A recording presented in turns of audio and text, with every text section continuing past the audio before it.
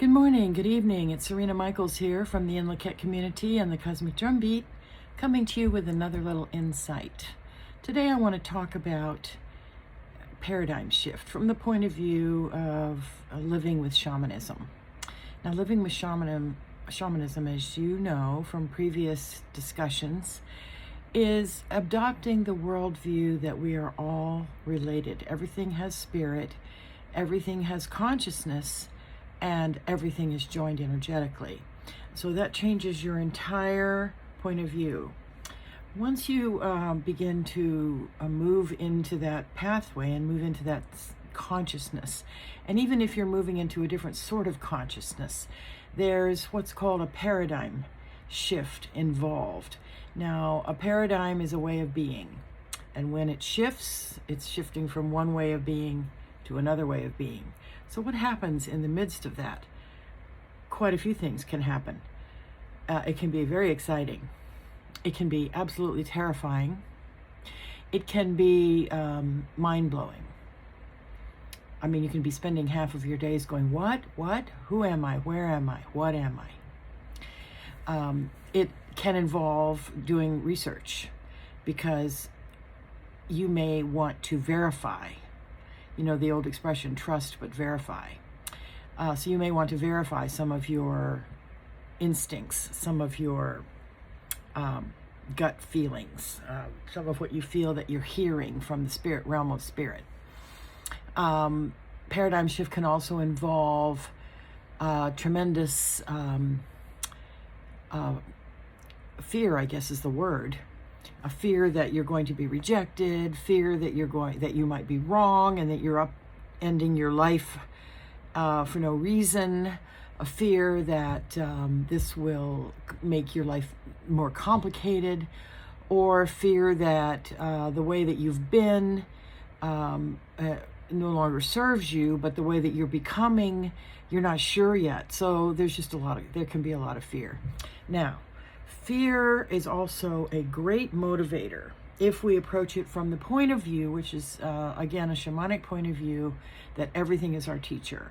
So if when we're going through a paradigm shift, we take the viewpoint that everything is our teacher, then we begin to have an understanding that life can be very, very exciting, even if it's turning out to be a little bit different than what we expected. Now, I've had a few paradigm shifts in my life, as I'm sure perhaps you have as well. One paradigm shift, which is a very normal paradigm shift, was when I went from being a non-mother to becoming a mother. It's not just the physical paradigm shift that I went through and the time constraints that I experienced and the feelings of exhaustion, inadequacy, and also joy and excitement that I experienced, but it was an actual state of being, a consciousness as a being, as a human being, that I was not a mother and now I am a mother, and I have created this child within my own body. And it gives you just a total different way of looking at the world, of how you view creativity, of how you view responsibility, of how you get my point. So paradigm shift is not only something that happens physically, it's also mental and spiritual, and it involves your entire consciousness. Now, another paradigm shift that I experienced was in my 20s, when I had an experience in my living room where the living room filled up with light. I was in a very poor state of mind. From a mental health point of view, I was quite depressed. And I was crying out for help, and I had a mystical experience.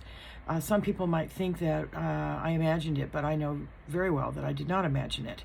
The living room filled up with light. It became very intense. I had to cover my eyes. It pierced through my hands. It came into my eyes. It was a very warm, embracing kind of light. There were no words spoken. I think as human beings, we think words are necessary.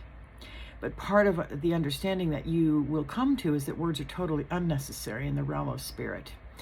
The sense that I had was that I was loved and approved of and accepted and generally embraced, just embraced. and that it didn't matter if I was depressed or not depressed. It didn't matter if I was succeeding, quote, according to the standards of the world, or not succeeding. It didn't matter if I was thin or fat. It didn't matter, none of it mattered. None of our human understandings in these 3D in this 3D reality mattered. What mattered was that I was loved, and I understood it, and I received it.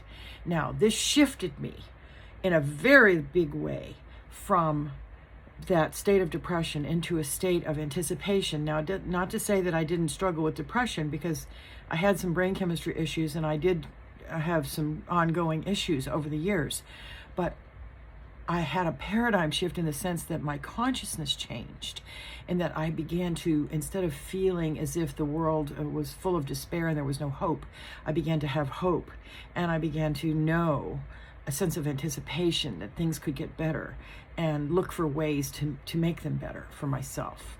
So that was a big paradigm shift.